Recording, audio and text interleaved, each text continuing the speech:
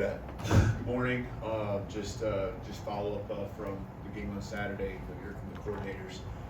Just really pleased with the focus leading up to the game on Saturday through the week of preparation.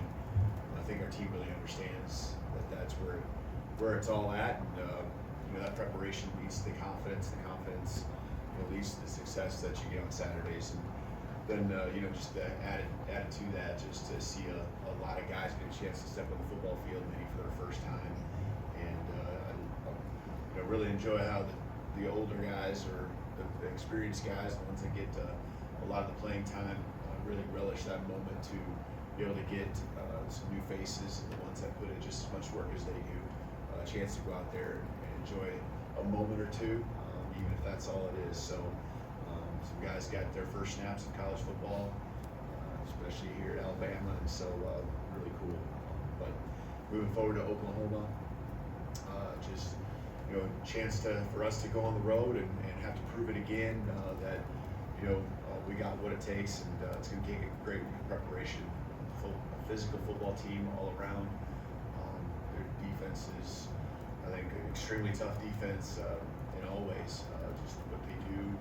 Their scheme and then their personnel, the way they fly around, on offense. So we'll have to get ready for their offense with a couple quarterbacks potentially, just some skilled players. And you look at the games they've played, a lot of close games going into the second half, and even the fourth quarter. And the Missouri game obviously was a crazy ending, and some plays made both ways just in the final 2 minutes, but.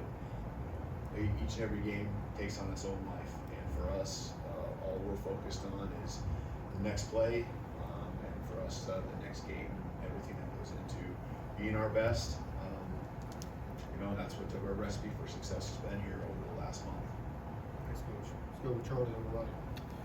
Yeah, Coach. Jay Nunez is obviously very familiar with your upcoming opponent. Just what did you like about him during the hiring process, and how have you seen him kind of fit in as your special teams coordinator? Yeah, I'd never worked with Jay Nunez, but I'd been at Southern Illinois, and then soon after he came in there, and you stay in touch with coaches that you worked with, and then I went to Eastern Michigan, and then after I left there, he went to Eastern as well, and so the name kept following kind of where I was at, not necessarily obviously in my position, but just it seemed to be guy that really the staff related to well, heard nothing but great things, and then when it came to production and just the variety of things that he did, mostly with special teams, but also coaching positions, just a really, really great football coach.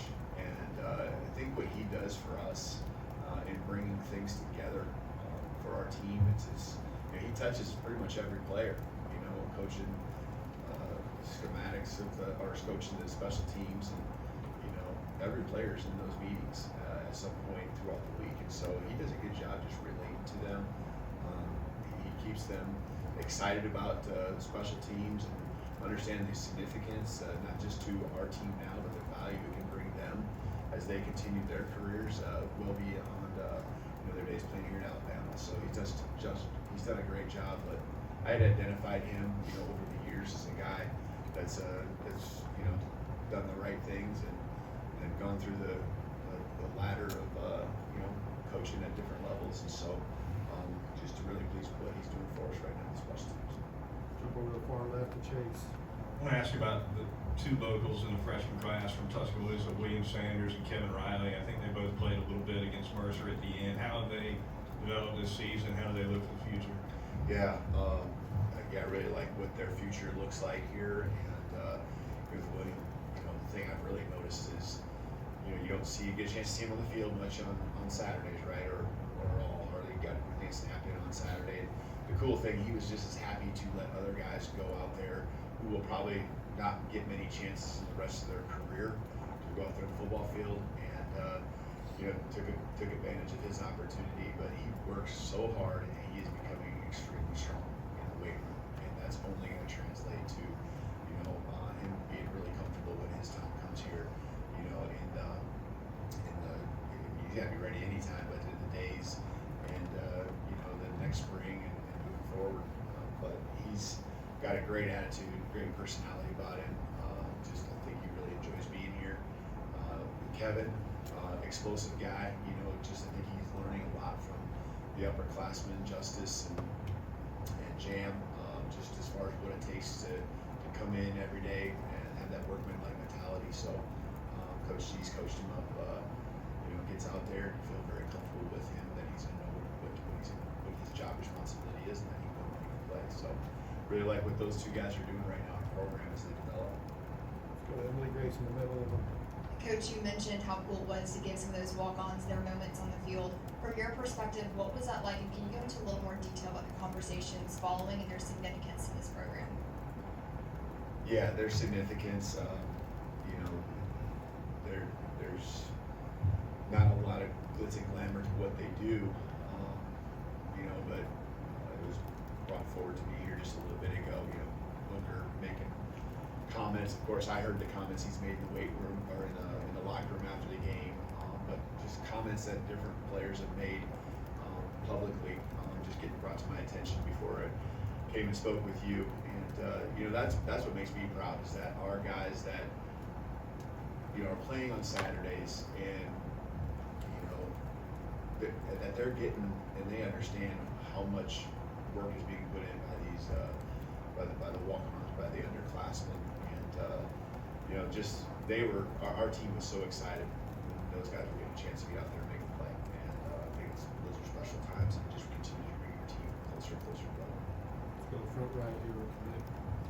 Yeah, when you hired Kane and decided to bring him in, did you foresee this success in terms of getting turnovers or takeaways, I should say? One of the best in the country right now. Like, did you figure that could happen, or how do you feel about that? Yeah, I did. He did that in Indiana, and just I think with the nature of some of the things that he really liked to do. And I think this year for Kane, there's been a combination of trying to incorporate what you've done in the past, but also adjusting to your personnel and maybe where your strengths are with our defense right now. And I think that's always been the case. You evolve as a coach based on where you're at and what that program has with its personnel that are in place and what you bring in as your recruit. But he did that in Indiana, and I remember that. And not just when I was there, but following. And he adapts. He can adjust, and he does that in the course of a game. He's done that in the course of our season. He and the staff, I think, have really done a good job gelling, working together. They tap into each other's strengths. They have, football coaches all have a different take on things at times, and I think he's done a great job of gelling. And you can see the development of our defense happening, and I think that's a huge tribute to his leadership. Let's go to front left, Cody. Jalen's now one of the few players in SEC history with 15 rushing and passing touchdowns in the same season. Just since you got here and started working with him, how have you been able to encourage him to embrace both the passing and rushing part of his game to be the best complete quarterback? Yeah, I think it just starts with doing what's best for the team, and that's what Jalen's all about. And that's really what I think triggers him. To want to win, and here's how we got to win. And there should be times when you got to throw the ball. There's times when you got to run it, and just reps over and over and over again. He's I think back in a really good spot. With trusting the guys around him. There's been a little more continuity with practice, and skilled players, offensive line. There's just been more of that, and he's become more comfortable in understanding what our team needs from him to be able to win SEC football games. Let's go to Colin State in front left. It's been a while. I'm curious if you have an update on Keon's staff and kind of along with an injury update, just how it's kind of affected him, the role he's kind of played in the defense. Yeah, he had his surgery and is away from us for a few days there, but he's just a guy that really has grown relationships with the team, and we want him around here. Again, he's one of those guys, just like the others that are done for the year too, that care so much about this team, and we care about him. And so, as far as a timeline, I can't give that to you right now. I'm not, I know it will be obviously through this season, but we expect him back and ready to roll, for next year, of course. But that's just something that you know, I see him, and you know, I love what his commitment level's been to our program, and we want to support him as he goes through these times, because these injuries are hard for guys, because this is not their only identity, but this is a big part of what they do, you know, to play football right now. Keep it on the front left, Tony. What have you seen from, or the growth that you've been able to have from your team on the road, and then how do you tap into that, kind of heading into another loud environment in a fall? You just talk about the team in general. Yeah, just handling the road environments. You improved against LSU, and how do you tap back into that? Yeah, you learn from your experiences and understand you know, what it takes and the preparation, and you know, a lot of it's the offensive side of the ball, making sure just with the noise that your process is good, your procedures are good with just getting calls made and all that kind of stuff. So it was only a week ago or so that we were in that environment. You know, we'll be preparing again to get ready for what's going to be a great atmosphere there. We'll go to the back middle there to Jamie. Hey coach, at this point in the season, with all the projections and all the predictions about making the SEC championship game, the college football playoff, do you have to continue to preach to your team to ignore all the outside noise? Is that pretty much an unspoken thing? Yeah, I mean, you know, we don't really talk about the outside. We just focus on what we're doing right now, because we know that if we don't take care of our business, the rest of it doesn't matter. So, and that, I guess, it seems simple. I hope it's simple for our guys, even though I understand the distractions and the noise is out there everywhere. And you know, I think we really honed in, and the guys really believe on, you know, and have understood the significance of just really focusing on where we're at now. We talk about the next play is the most important play, the next game is the most important game. We haven't thought anything beyond, you know, Oklahoma. And I didn't go back to this last week. I think our guys did a great job of just focusing on Mercer. I really do. I think they really honed in on trying to make themselves the best they can be, continue to get better, and that will put us in a position to where then now playing Oklahoma, we give ourselves a better chance to win. So we're really, I think, locked in on the right things right now. We'll finish up with 2 questions in the back. Go, Jonathan. Yeah, Coach, big picture in the season, November is huge, right? When you look at finishing the season strong and moving ahead. Your programs have had a lot of success in November.